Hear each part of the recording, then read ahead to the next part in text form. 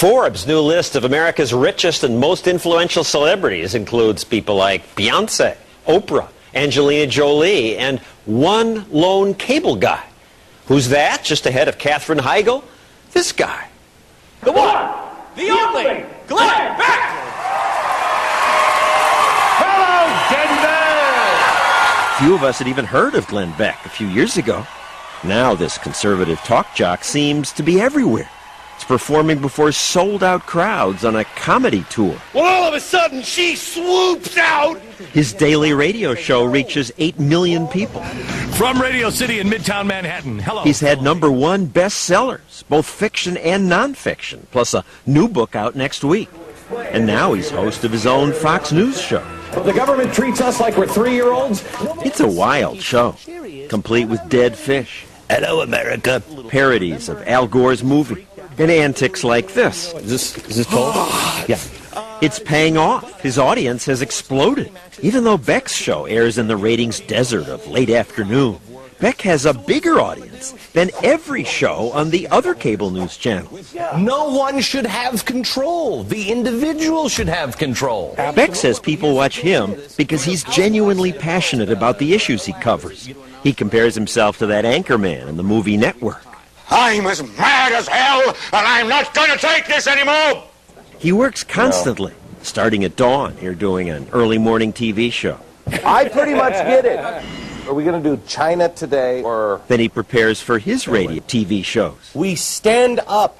He does 3 hours of radio every day. Yes, that's what the vibe was at the time! You're on the radio 3 hours, television 1 hour, and you write a book, and now you're going on tour? Yeah. Because you're a narcissist desperate for attention? Please like me. Please. I'll dance. Hello, you sick, twisted freak. Welcome to the program. I don't even know where to begin. He began his career when he was only a teenager. You started a million years ago on the radio. You were a kid. 13 years old. It just shows how low the standards are in this country, isn't it? I mean, wow.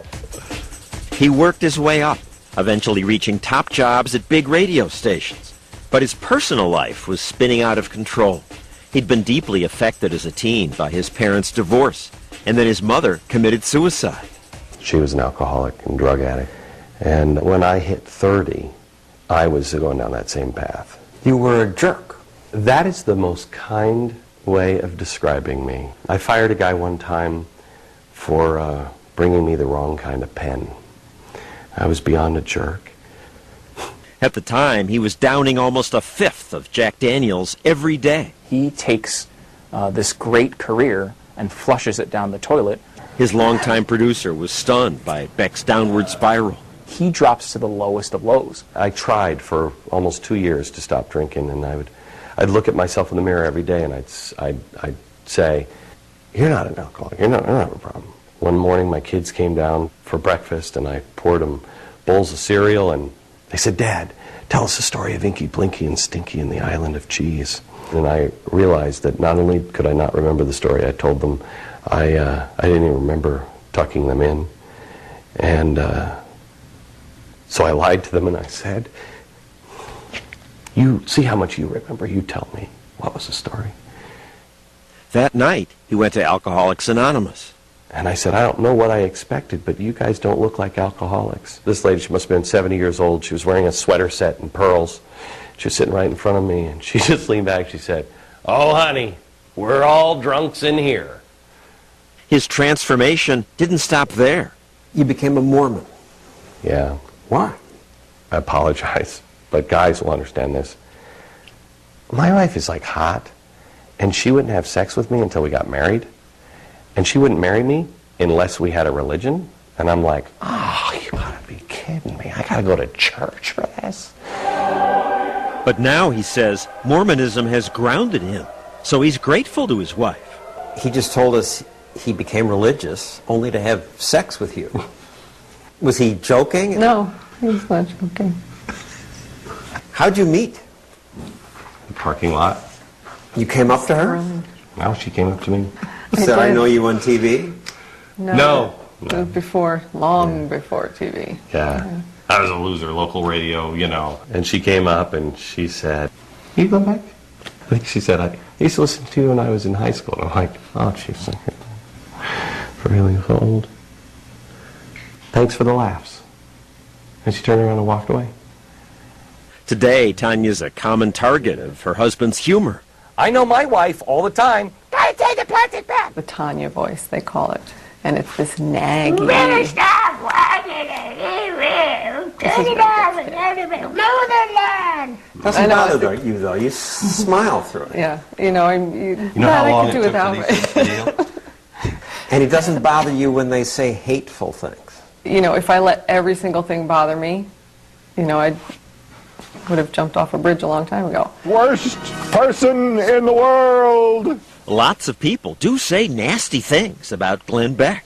I just love Glenn Beck's sanity.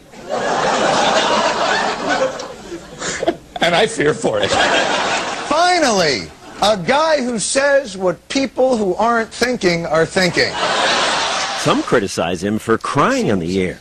After 9/11 on 9/12, I told you for weeks, you're not alone. Somebody get this blubbering buffoon, you know, a box of Kleenex. I mean, what is he going to do for his next out? People have accused you of faking it for showbiz. I should be paid a lot more money if I could cry on Will like that. Wouldn't it be good? Seriously. You're a lying sack of dog mess. Some of the women on The View gave him a hard time. I was not particularly happy to see you because I watch your show. No, I don't like your views. Many of his critics call him a Republican lapdog. But actually, he attacks both parties. Clinton blew it, and so did Bush. Both parties only believe in the power of the party. I want to vote them all out. He expresses the feelings of many when he criticizes politicians for grabbing more power than the Constitution intended. Look, the American experiment was about freedom. Freedom. Freedom to be stupid. Freedom to fail. Freedom to succeed. Well, we still largely have that freedom. Do we? We've just put General Motors into the hands of the people who can't even run our own government. Company cars for everyone. Our debt is just the interest. $1 trillion a year. $1 trillion a year. You can't pay for that. So what do? We go over to China. Oh, can we please have some money, please? Please, please, please, please. We're going to be the ones making the little umbrella, out of bamboo. That's going to be us pretty soon. What does common sense tell you? We should run to freedom. So Beck says he'll keep shouting in his book, on radio, TV, and on stages until Americans understand that life would be better if government, Democrats and Republicans, just left Americans alone. I believe in people. I believe that if we get out of people's way, I love you, Missouri. sky's the limit. Sky is the limit. Thank you. Good night.